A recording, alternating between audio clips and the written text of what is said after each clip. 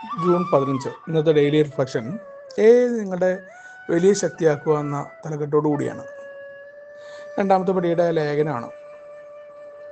ഇപ്പോൾ എന്നെപ്പോലൊരു മദ്യാസക്തനെ സംബന്ധിച്ചിടത്തോളം ജീവിതത്തിൽ എന്തൊക്കെ അനുഭവങ്ങൾ ഉണ്ടായാലും എങ്ങനെയൊക്കെ പോയി കഴിഞ്ഞാലും കുഴപ്പം ഏതാണ്ടൊക്കെ പറ്റിയിട്ടുണ്ട് എന്നല്ലാതെ പരിപൂർണമായിട്ടും എനിക്ക് കുഴപ്പം പറ്റിയെന്ന് അംഗീകരിക്കാനോ ഒരു മാറ്റം എനിക്ക് ഉണ്ടാവണമെന്ന് അംഗീകരിക്കാനോ മറ്റുള്ളവരെ കേൾക്കാനോ ഞാനെന്ന മദ്യാസക്തൻ തയ്യാറല്ല എന്നുള്ളതാണ് വസ്തുത.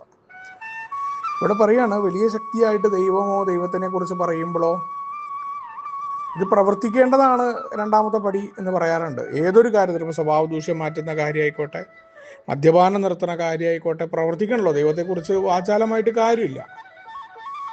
അപ്പോൾ ആൽക്കഹോളിക്സ് അനോണിമസിനെ വലിയ ശക്തിയായിട്ട് മാറ്റുമ്പോൾ എന്താണ്, എത്രയോ പേര് നമ്മുടെ മുന്നേ മദ്യപിക്കാതെ ഈ കൂട്ടായ്മയിലൂടെ കടന്നു പോയിട്ടുണ്ട്. നമ്മുടെ ആ കൂട്ടായ്മയിൽ കടന്നുപോയ ആളുകളുടെ അനുഭവങ്ങൾ തന്നെയാണ് നമ്മുടെ ബിഗ് ബുക്കും 12 അടക്കമുള്ള സാഹിത്യങ്ങൾ. അപ്പോൾ അവർ മദ്യം മാറ്റി നിർത്താനായിട്ട് ചില നടപടിക്രമങ്ങൾ എടുത്തിട്ടുണ്ട് എന്ന് പറയുമ്പോൾ ആ നടപടിക്രമങ്ങളെ പരീക്ഷിച്ചറിയാനോ അല്ലെങ്കിൽ അതിനെ നോക്കാനോ നമ്മൾ തയ്യാറായിട്ടില്ല. പരിപൂർണമായിട്ട് കേൾക്കില്ല. ചില കാര്യങ്ങളിലൊക്കെ ഏതാണ്ട് നമുക്ക് പറ്റിയെന്ന് നമ്മൾ സമ്മതിക്കുകയും മറ്റേതൊക്കെ നമ്മുടെ സ്വന്തം ഇഷ്ടത്തിന് നമ്മൾ പ്രവർത്തിക്കുകയും ചെയ്യും. പലപ്പോഴും മൂന്നാമത്തെ പടി ജീവിതത്തിൽ കടന്നു വരികയില്ല. കാരണം ഞാനാണ് എല്ലാം ഡയറക്റ്റ് ചെയ്യുന്നതെന്നുള്ള ബോധ്യത്തിൽ ഇങ്ങനെ പ്രവർത്തിക്കുകയാണ്. മദ്യം നിർത്താനായിട്ട് സാധിക്കാതെ വരുമ്പോൾ മുന്നേ കടന്നുപോയ ആളുകൾ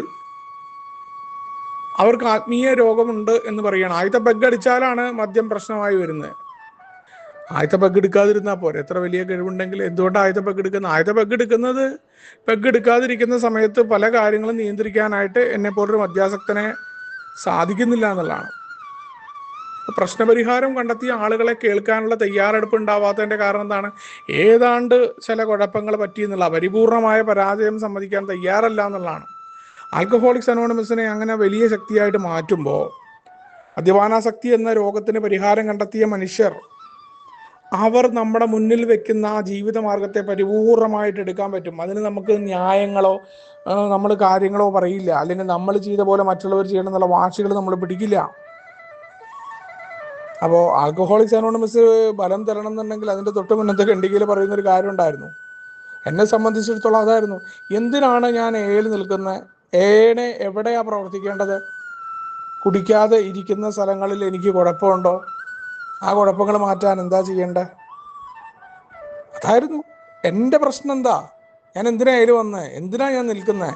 എങ്ങനെയാണ് നീ മുന്നോട്ട് പോകേണ്ടതെന്നുള്ള എനിക്കറിയണ്ടേ? അതിനാണ് പറഞ്ഞത് വാദപ്രതിവാദങ്ങൾ നിർത്തുക. വാദപ്രതിവാദങ്ങൾ നിർത്തി ജയിക്കാനോ വാദിക്കാനോ സാധ്യമല്ല മറ്റുള്ളവരുമായിട്ട്. എനിക്ക് എന്താണ് മുന്നേ കടന്നുപോയ ആളുകളിലെ ഏറ്റവും നല്ല മാർഗങ്ങൾ സ്വീകരിക്കാനുള്ള തയ്യാറെടുപ്പ് ഉണ്ടാവുക. കണ്ണും പൂട്ടി അന്ധമായിട്ട് അനുകരിക്കുക, അവരുടെ പിന്നാലെ നടക്കുക എന്നതായിരുന്നില്ല.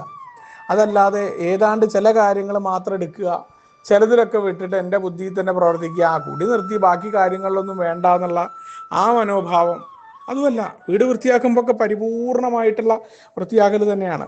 വൺ സൈഡ് മാത്രമല്ല. ഏതെങ്കിലും ഒരു ന്യായം ഉണ്ടാക്കിയിട്ട് എനിക്ക് മാത്രം ആ ന്യായം അങ്ങ് യോജിച്ചു പോകുന്നൊന്നുമല്ല. കാരണം ഞാൻ എൻ്റെ സെൽഫിഷായിട്ടുള്ള ആ സെൽഫ് സെൻറ്റേർഡ്നെസ്, ഞാനെന്ന വ്യക്തിയെ ചുറ്റിപ്പറ്റിയിട്ട് ലോകം നിൽക്കുന്നതായിട്ട് തോന്നുന്നോണ്ടാ മറ്റുള്ളവരെ അംഗീകരിക്കാനായിട്ട് എനിക്ക് പറ്റാത്തതിൻ്റെ കാരണം, എനിക്ക് ഏഹയുടെ കാര്യങ്ങൾ ജീവിതത്തിൽ പകർത്താൻ പറ്റാത്തതിൻ്റെ കാരണം. മീറ്റിങ്ങിന് പോവും, യാന്ത്രികമായിരിക്കും, ബാക്കി പ്രവർത്തനങ്ങളൊന്നും നടക്കില്ല എന്നുള്ളതാണ്. ആൽക്കഹോളിക്സ് അനോണിമസ് പ്രവർത്തിക്കണം എന്നുണ്ടെങ്കിൽ എന്നോട് പറഞ്ഞത് വാദപ്രതിവാദങ്ങൾ നിർത്തുക. നിനക്ക് എന്താണ് വേണ്ടത്? നീ എവിടേക്കാണ് പോകുന്നത്? നീ എന്താണ്? നിന്റെ ദുർബലതകൾ അംഗീകരിച്ചോ? പരിപൂർണമായ പരാജയം നീ സമ്മതിച്ചോ? ഏതൊക്കെ ഭാഗങ്ങളിലാണ് നിനക്ക് കുഴപ്പമുണ്ടായിട്ടുള്ളത്? ആ കുഴപ്പങ്ങളെ പരിഹരിച്ച് മുന്നോട്ട് പോകാൻ നിനക്ക് ആഗ്രഹമുണ്ടോ? സ്വാഭാവികമായിട്ട് പല ആഗ്രഹങ്ങളും ഉണ്ടാവും.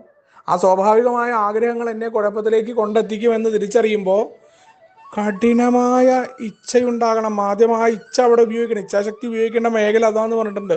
സ്വഭാവ ദൂഷ്യങ്ങളും മറ്റു കാര്യങ്ങളും മാറ്റാനുള്ള സ്ഥലത്താണ് പൂർണ്ണമായിട്ട് ഇത് ഉപയോഗിക്കേണ്ടത്. ആദ്യം എനിക്ക് ആഗ്രഹം ഉണ്ടായിത്തീർന്നു. ആ ആഗ്രഹം ഉണ്ടാകേണ്ട കാര്യമുണ്ടോ?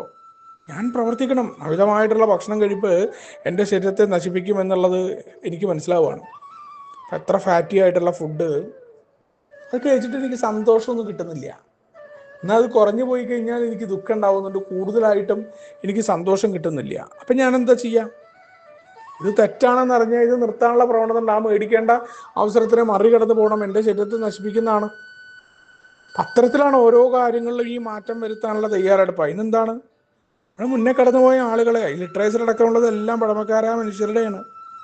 അവിടെ പറയാറുണ്ട്, വാദപ്രതിവാദങ്ങൾ നിർത്തിയ ശേഷം നമുക്ക് കാണാൻ സാധിക്കും, അനുഭവിക്കാൻ സാധിക്കും മേയുടെ ഫലങ്ങളെ. പ്രവർത്തിക്കാനുള്ള തയ്യാറെടുപ്പ് ഉണ്ടാവണം. സൗമ്യമായും വളരെ ക്രമേണയായിട്ട് രണ്ടാമത്തെ പടിയെ ജീവിതത്തിലേക്ക് ഇറങ്ങാനായിട്ട് നമ്മൾ സമ്മതിക്കണം. ആ ഒരു ഓർമ്മപ്പെടുത്തലും അതോടൊപ്പം തന്നെ അതിൻ്റെ ഒരു പ്രവൃത്തിയെക്കുറിച്ചുള്ള ധാരണയുമാണ് ഇന്നത്തെ ഡെയിലി റിഫ്ലക്ഷൻ ഓർമ്മപ്പെടുത്തുന്നത്. നമുക്ക് ഒരുമിച്ച് കൊണ്ടേ പറയും തത്വങ്ങളുടെ മുന്നോട്ട് പോകാം. ശുഭദിനം, സുപ്രഭാതം.